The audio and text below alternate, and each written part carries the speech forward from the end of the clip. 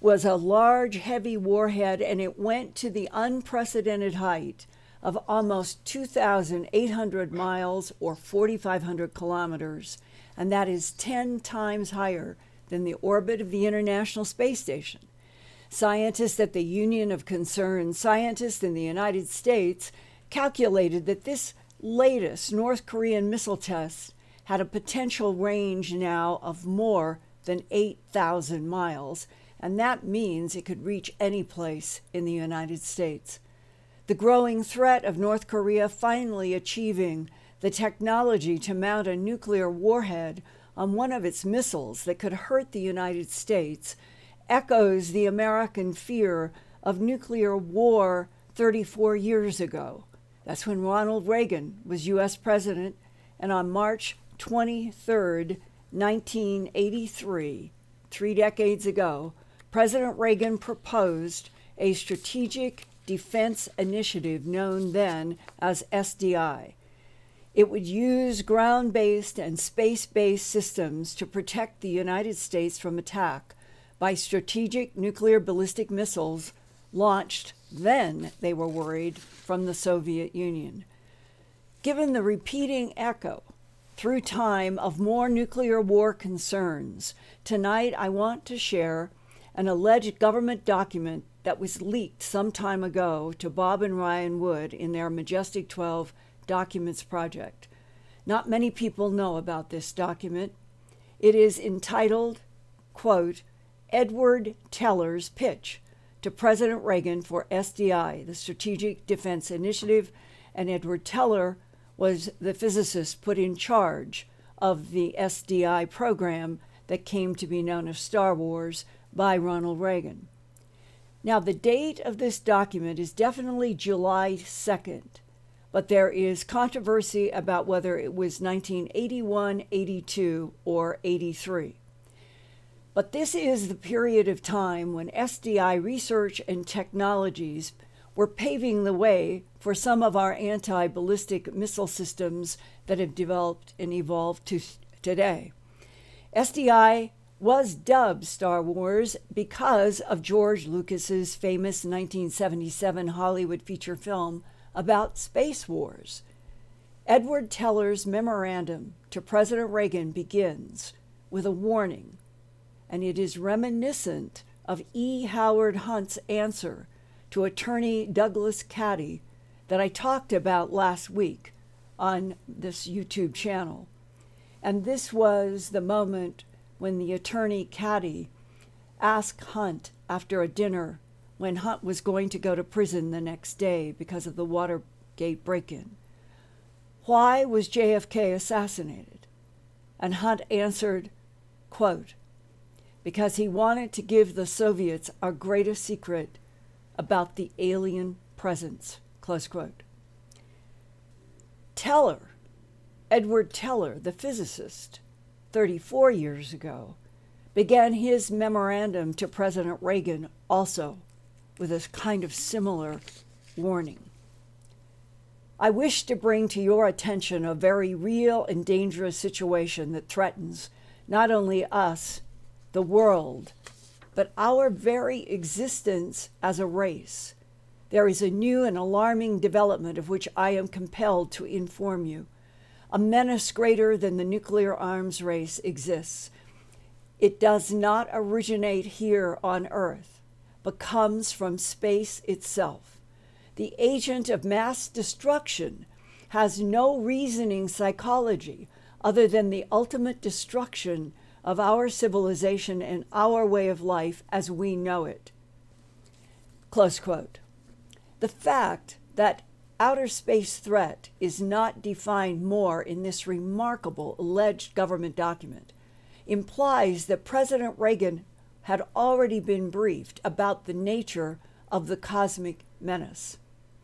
In his memo, physicist Edward Teller outlines defense systems that he thought necessary to cope with the outer space menace. And on page 4 of his memorandum to President Reagan, he wrote this, quote, remotely piloted vehicles have been developed and tested with marginal success. The possibility of RPVs exists for the enemy in space as well as for us. The use of RPVs was first explored by the U.S. Air Force. It can also be applied to small space objects. An ingenious new circular airfoil design is now in an experimental stage.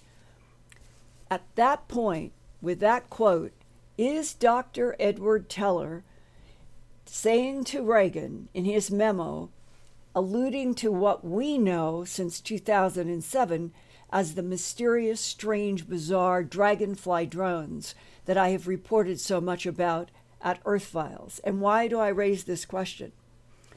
Because Dr. Teller, in this memo, wrote to President Reagan this sentence: "A single wing is used in this design. There is another design also under development that uses a single wing as well, pivoting at its center, at the fuselage. The wing is at right angles to the plane at takeoff and landing, but as the right wing points forward while the left wing points backwards, is very similar to the photographs that many people got of this strange aerial device that was referred to as a dragonfly shape and that people described, sketched, and photographed from the 1980s through 2008. Now, at the bottom of this memo, which I'm going to go into in more depth, just so that you'll know what you're going to hear that I'm going to share with you from the middle part of this memorandum. It ended on a page for President Reagan.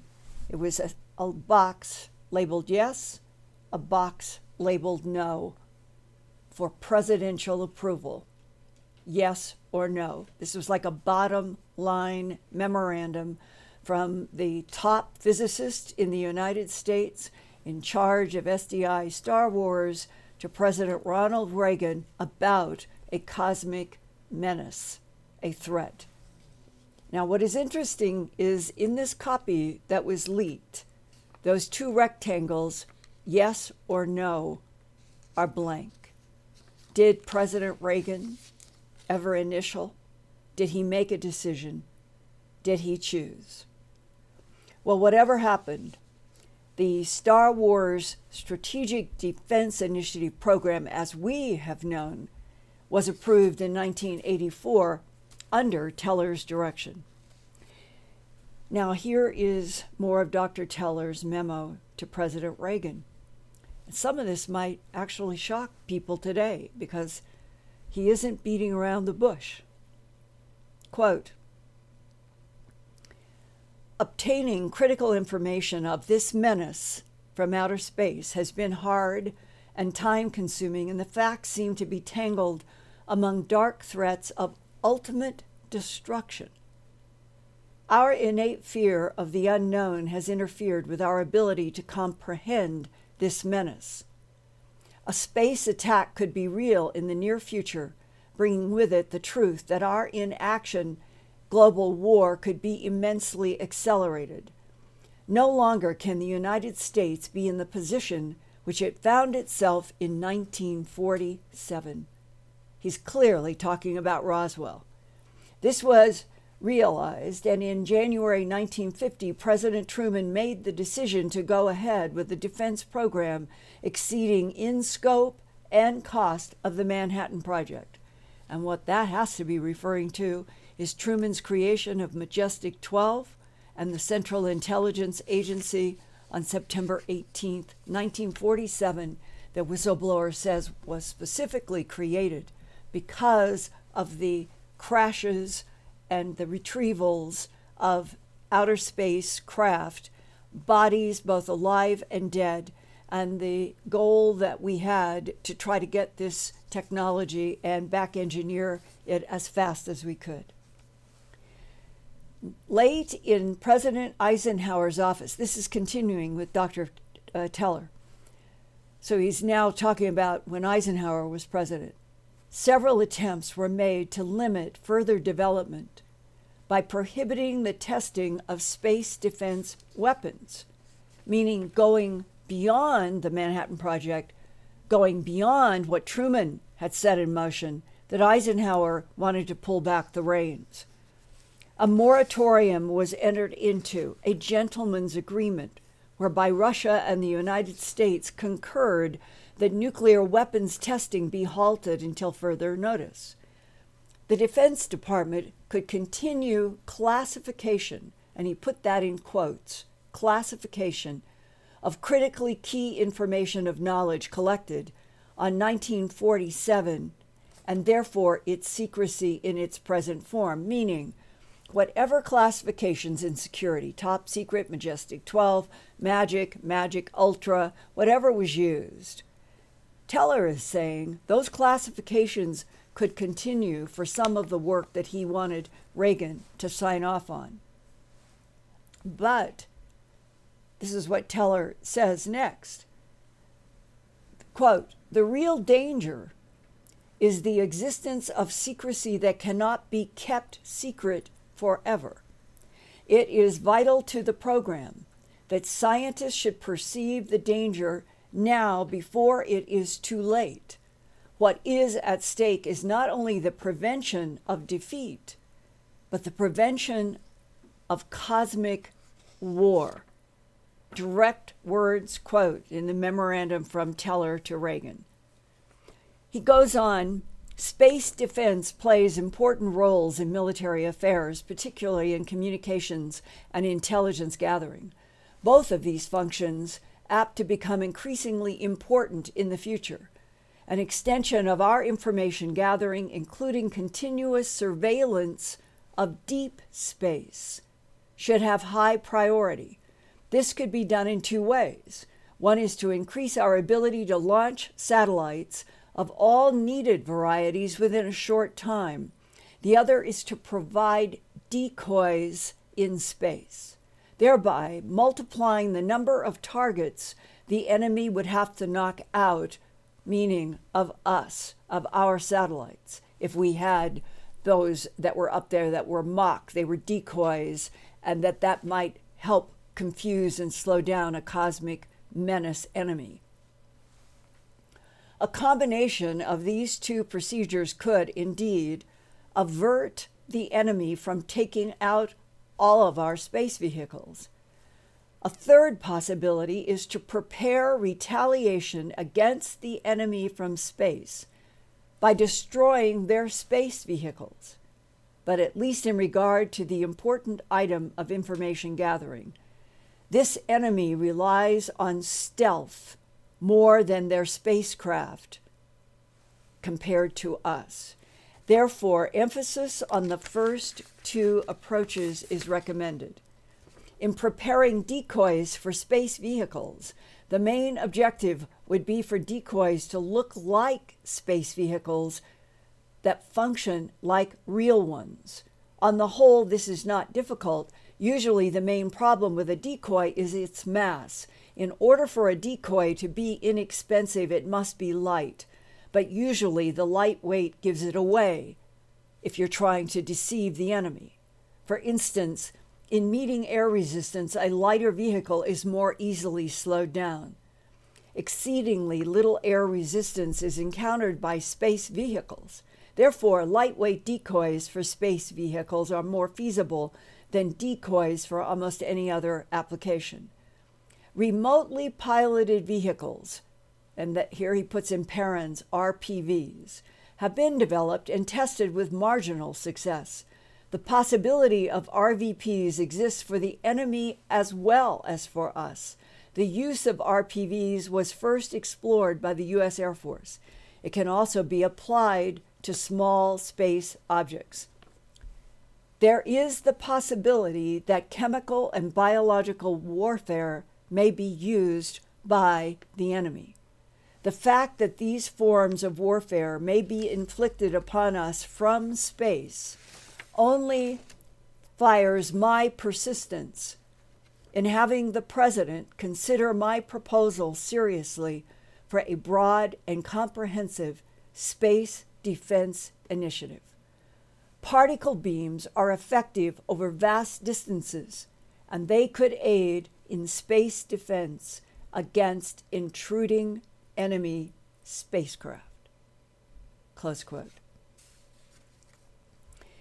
The idea that in 1981, 2, or 3, July, that physicist Edward Teller, who wrote this document, was so concerned about a menace from outer space that they had some inkling could come and try to decimate Earth, is in these cold words, in this memo, possibly an insight into why in those years between 1947 and up to 1980s in SDI, that the United States government was running scared, and that its policies of denial, its policies of secrecy, killing people such as JFK to keep it all quiet and away from the public and media, it begins to be a little clearer about motive when you read a document like this one from Teller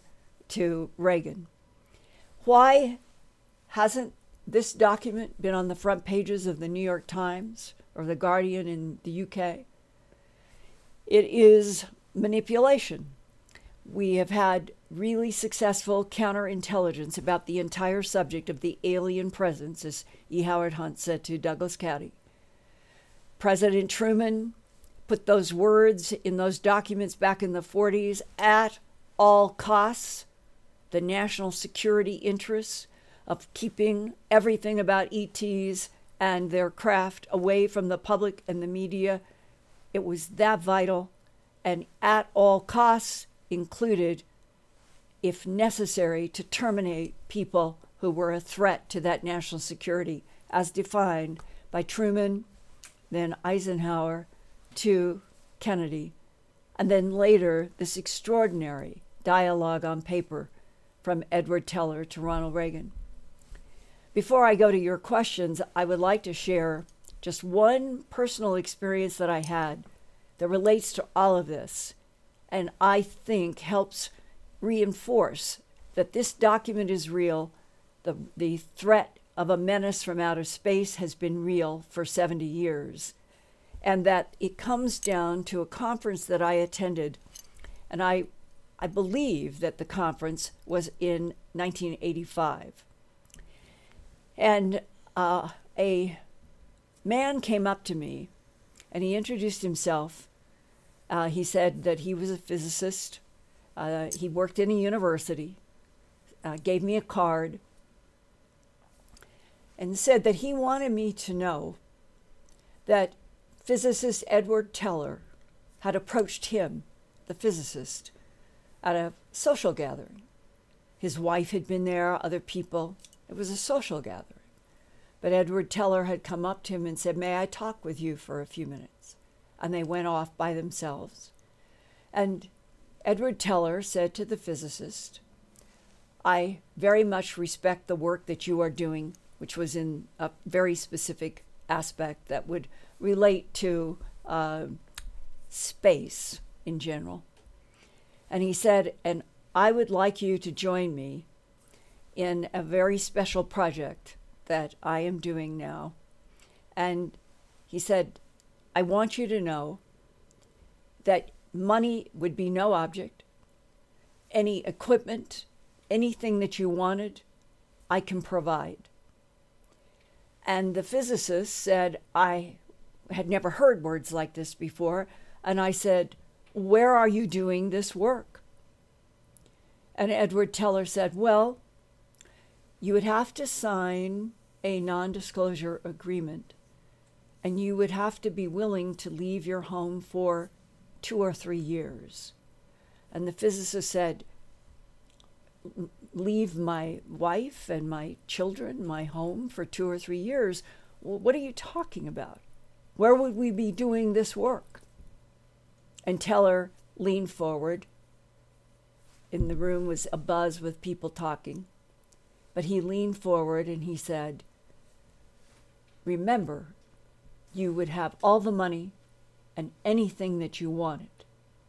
And that I can assure you, because I know that you like to play tennis, that we would be in an underground installation for those 2 or 3 years, but you would be able to play tennis every day under a blue sky with puffy clouds and bright sun, and you would never know for a moment that you were not on a tennis court on the surface of the earth. And that physicist said, the idea of being able to work with Edward Teller, in which no money and no technology restrictions would be placed, sounded like a dream. But he said the idea that I would go underground where they had been for so long that they had perfected a technology of blue sky, sun, and clouds in which to play tennis meant that this was not a new project. And ultimately, my wife and I, we did talk about it, but I turned him down. And Linda, I have always wondered, where is this deep underground installation where they have mimicked the surface of the earth on a sunny day so people could play tennis? That, ladies and gentlemen, I believe is a true insight into the evolution of what has been happening in the secret space program, the dark black money from the 1940s onward, of something that has been perceived as a potential enemy among other alien intelligences that might be perceived as an ally, and that whatever that enemy and that menace was between Teller and Reagan, has anything shifted in 2017, or has the understanding of the current insider government, MJ-12, trying to ride some difficult horse about what is really in space and what are its agendas? Do they know anything more than what Edward Teller was communicating to Ronald Reagan? I hope my sharing this with you all is not taken as something that is scary. I don't feel any fear from any of this. But I think it is so important, since the government has had such a long policy of denial and lies, that if we can begin to, among ourselves, share insights from a memo like this, that maybe we'll all get stronger. And if any of you know anyone who might have more information, who could shed any insights about this period of time or now, I can always be communicated with the trust that I will always acknowledge and keep any requests for anonymity. But what I am trying to do is to keep filling in this puzzle about, do we have enemies? Do we have allies? What is the true relationship between humans on Earth and the alien presence on Earth, out in the solar system and beyond? And with that, I'd like to take your questions. Hey, Linda. First, we'd like to thank Groundskeeper Willie for his awesome super chat. Thanks for that. Thank you. And I have one question in regard to your animal mutilation research. Linda, when you did your animal mutilation research, did you ever collect a sample of an animal that interfered with electronic equipment? And if it did so, did you ever find out why this happened? In my work, in the sampling, I do not know if any of the veterinarian pathologists or the pathologist hematologist John Altschuler that I was working with, I do not recall having that specific discussion with them, because they were always concentrating on doing the biology of the samples that I brought back from out in the field. It's a very good question. But I do know of so many instances where, for reasons that have never been understood, the government may have the answer, but where there would be cameras, whether it was a television crew, whether it was somebody trying to run an audio tape at the scene doing a report like for news, the story that I shared, I think 2 or 3, 4 weeks ago, where I was with a crew, Mark O'Kane and Richard Lerner, working on A Strange Harvest, my documentary for KMGH-TV, the CBS station in Denver, and that Mark O'Kane had come off of a network shoot for ABC in New York, where they were going after the same story, the animal mutilations. And at that period of time in 1979, the crew had to, the cameraman and or the audio guy had to wear battery belts that would power with cords the camera and the Nagra. It was a completely different world then, completely different equipment. And we all lived or died when we went on remote locations about whether or not we had enough charged battery packs. Well, Mark said that on that ABC network shoot, that they would drive up, they get out as a crew, they walk up to the mutilated animal, and none of the battery packs would work, or there was interference between the battery packs and the Nagra and the camera. And that it was so frustrating that eventually ABC gave up on doing the story because of the technical problems, but also because when I called the executive producer in New York and told him about what my audio guy was telling me and wanted to know when they were going to edit and broadcast this program, he told me that because they were in the business of news and they never could get any solid answer to the animal mutilations, they gave up on the project and they weren't going to do it. So in kind of indirectly, that is circumstantial evidence that in and around animal mutilations, that being probably the most dramatic case that I know, that battery packs, cameras, TV cameras, and Nagra audio would not function. So what is it? What is the residual? It's probably an electromagnetic field. We have measured electromagnetic field anomalies, and I have done this personally in crop formations. So we know that there are interactions, whether it's the animals or the plants, by something that is, in fact, affecting the magnetic field in such a way that when people have gone into crop formations, there have been experiences where they're actually running a camera, a video camera, as they're walking into a crop formation, and the video camera stops right as they step into the pattern.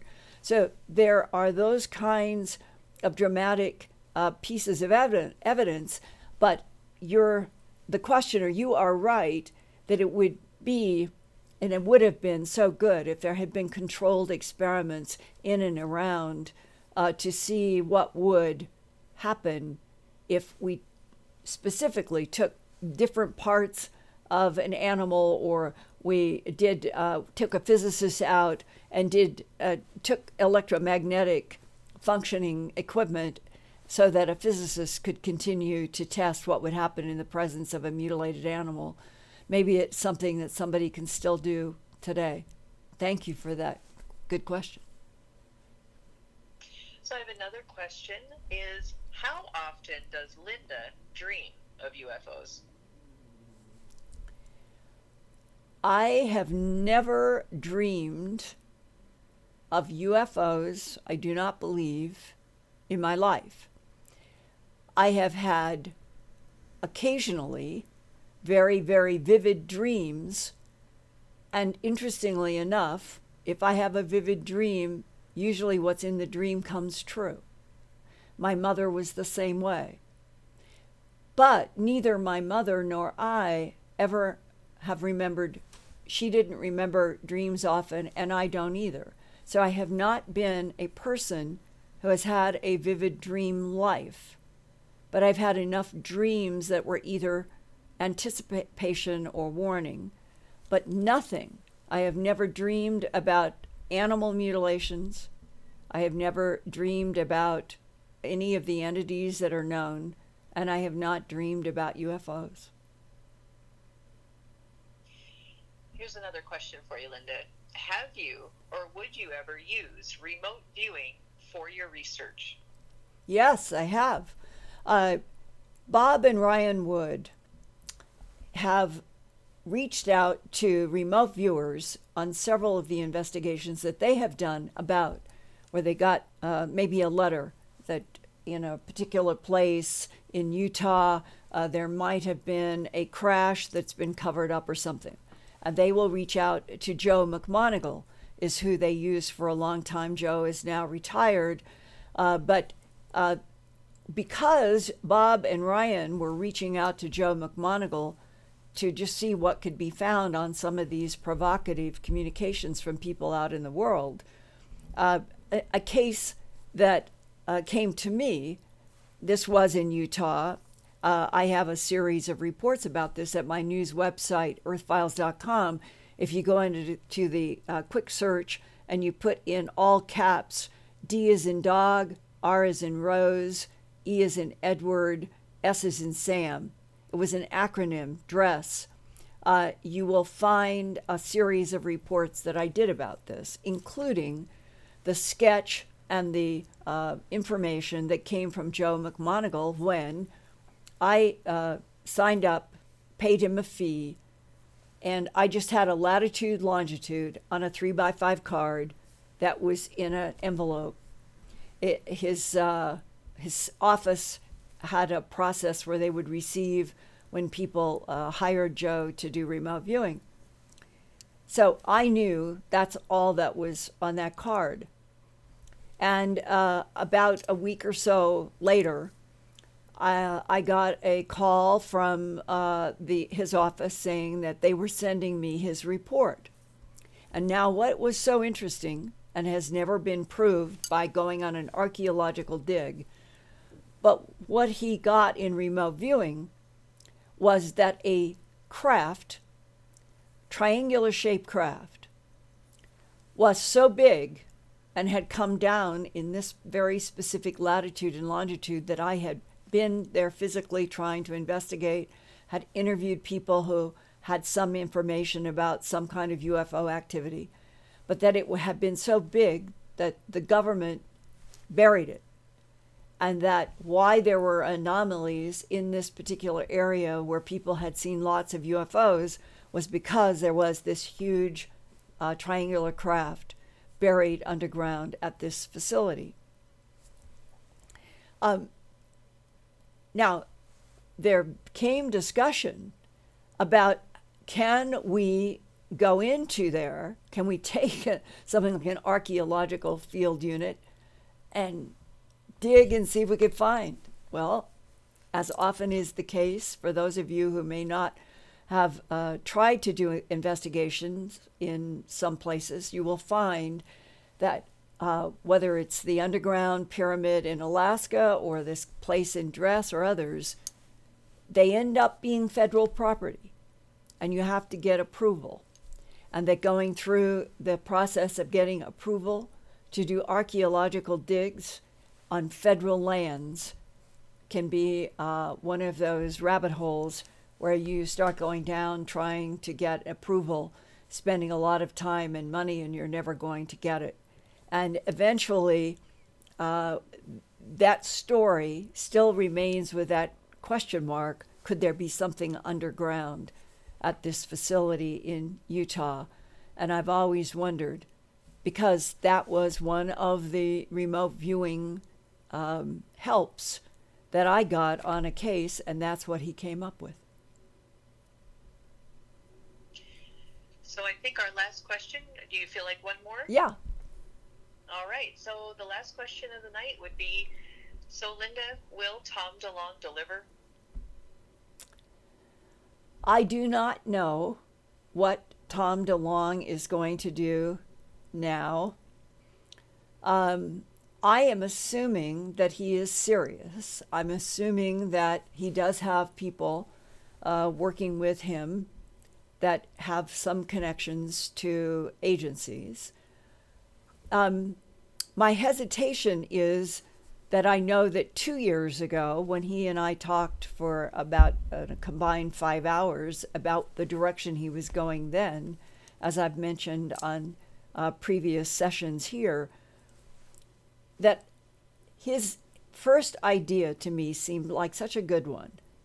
Announce to the world that our government and other governments had proof that the Anunnaki and the Greeks were actually extraterrestrials, had bases on this planet, maybe going back to a long time, millions of years ago, and that where we picked up in so-called human history with the Anunnaki and the Greeks would be long after they had actually had bases here and terraformed the planet, had done genetic manipulation and all sorts of things, and had come and gone from Earth. That was sort of the idea. And then as time evolved into the election and the Podesta emails that came through WikiLeaks, it seemed like that was being put on a back burner and things were evolving toward another way.